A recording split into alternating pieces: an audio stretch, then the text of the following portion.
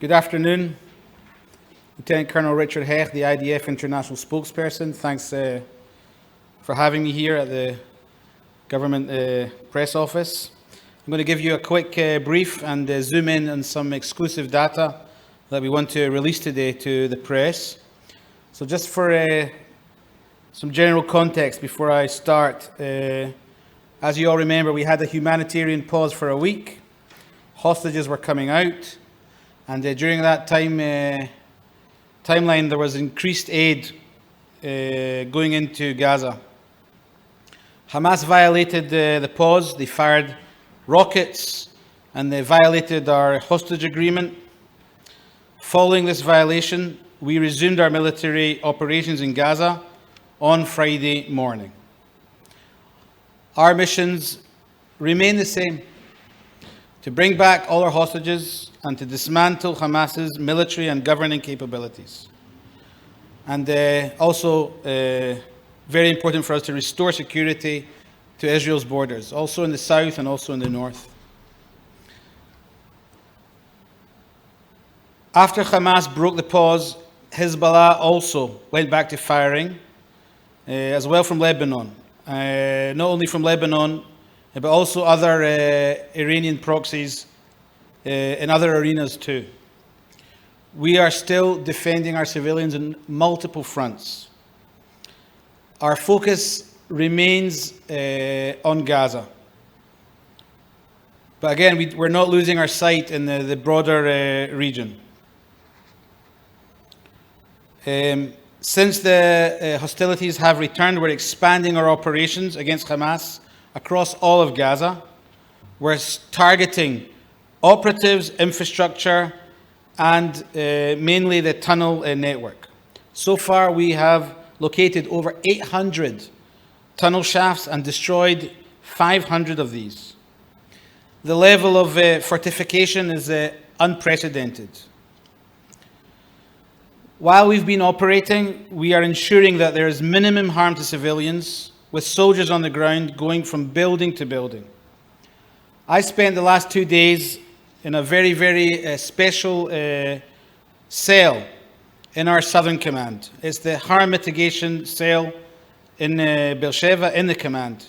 And I want to talk about a few aspects of what I learned while I was down there. We've been making, again, with everything we have at in our capabilities, every effort we can to facilitate the movement of civilians in the south in order to mitigate civilian casualties.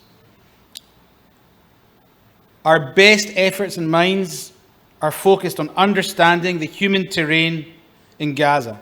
Just to give you a taste of it, this map is based, and again, we've talked about this in press releases, and we've talked about these zones, these areas, and every zone has a color which is based on intelligence, on human, on SIGINT, on every capability that we have to understand the human landscape in these zones and try and make movements and ask for people to move in order to minimize harm to these civilians.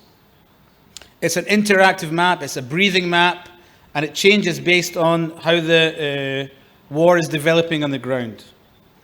We have ways to communicate with the people inside these zones. It's leaflets, it's through the internet, through our spokesperson to the Arab community, Lieutenant Colonel Avichai Edrahi. Just today I looked into the website, his website. There's been 250,000 people that have logged into that website from their areas, so we see that it's being used. We are still maximizing the humanitarian aid going into Gaza, and even despite the end of the pause, 180 trucks went in to Gaza yesterday, with 2 diesel tankers within that amount of trucks. We're still checking all the trucks at Nitzana before they go through to Rafah, and we're doing everything we can to set the conditions for the humanitarian zone in the Al-Muasi coastline. Again, I repeat, and this is important, we keep saying this in every brief, we are at war with Hamas, not the people of Gaza. I saw this, I was in Southern Command for 2 days, I saw these efforts, I sat in briefings also from our Kogat people and also from the commander of this harm mitigation cell. Every effort we have, we're putting into this. Now I want to zoom into some specific data. It's a case study of a certain arena that we fought in, the Shati arena. And I want to give you all a taste of the battle zone, what it looked like. And we actually, with one of our very, very smart producers, went in and with a battalion commander and created some footage based on their lessons learned and what they actually met when they went into a certain area.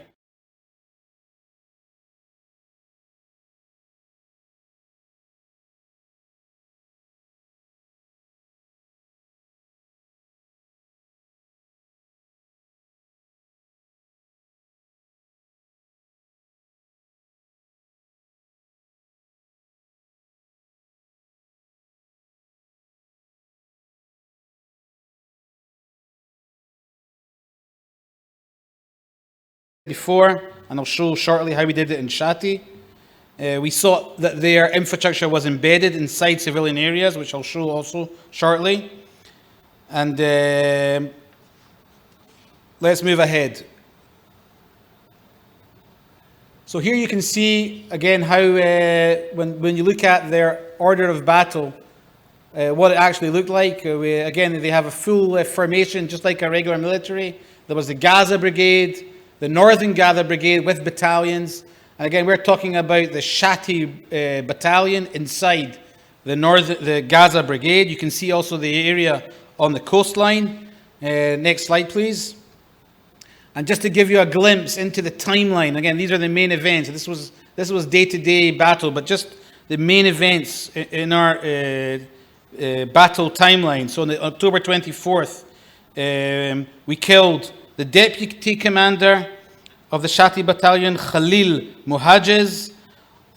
On November the 10th, the IDF troops secured one of their strongholds, the Badr stronghold, which was one of their main strongholds. I'll show it shortly on the map.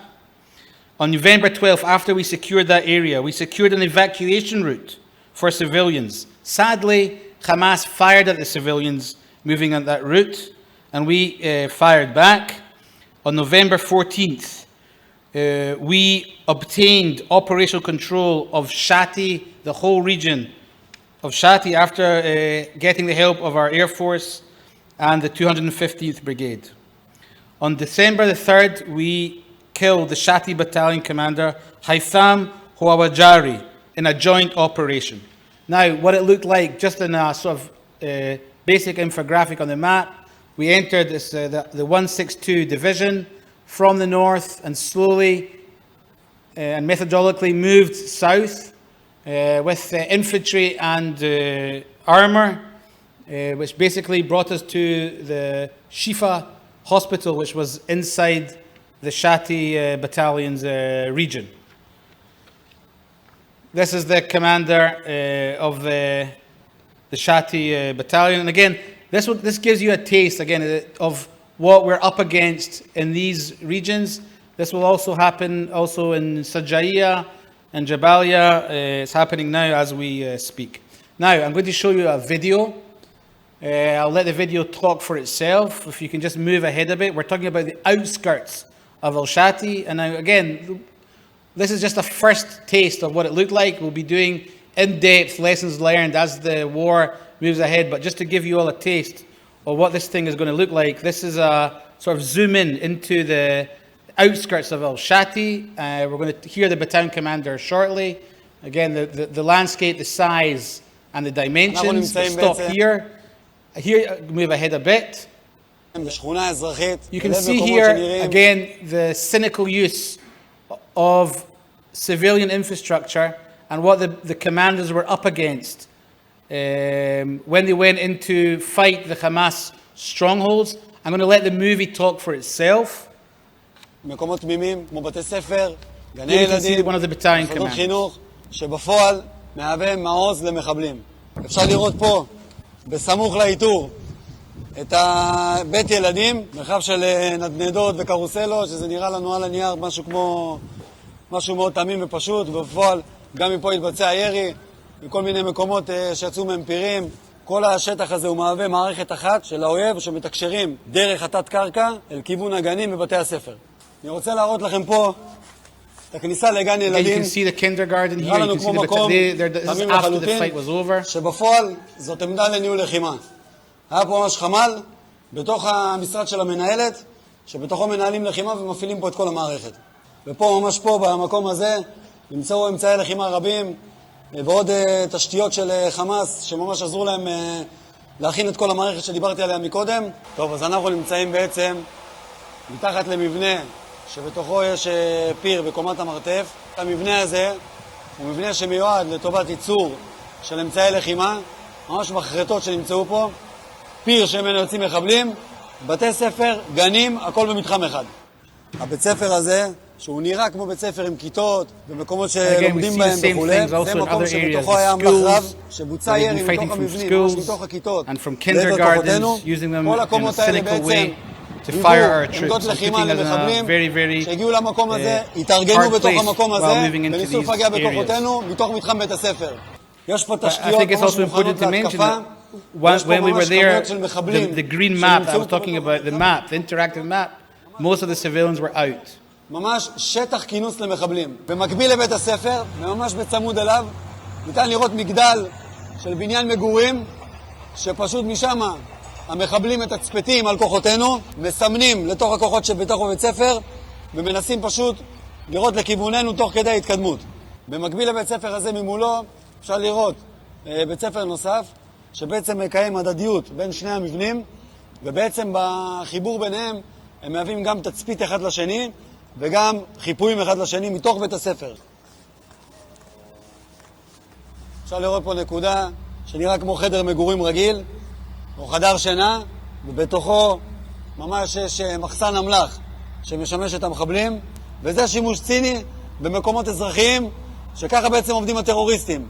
צה"ל נכנס לפה אחרי שפינינו את כל האוכלוסייה האזרחית, ומה שקורה פה בסוף, שכל העמדות האלה של בתי הספר, וכל המקומות של הגני ילדים, וכל המקומות שבהם נראים על פניו אזורים תמימים, בפועל היווה כן למחבלים, ופשוט מה שקורה פה זה שלא ישאירו לנו ברירה, אלא להילחם בתוך מרחבים אזרחיים. Okay, so that gives you, again, it's a sort of generic taste. And again, it left us no choice. We had to go in and tackle Hamas in that very urban area. Sending also our filmmakers into this to explain to the world what we're up against. And we don't have any other alternative. Again, when we look again at the map, the Shati, when we went into the Shati area, 75% of the population already were out of there. And it's a dynamic between operating and also making sure that we move civilians away from harm.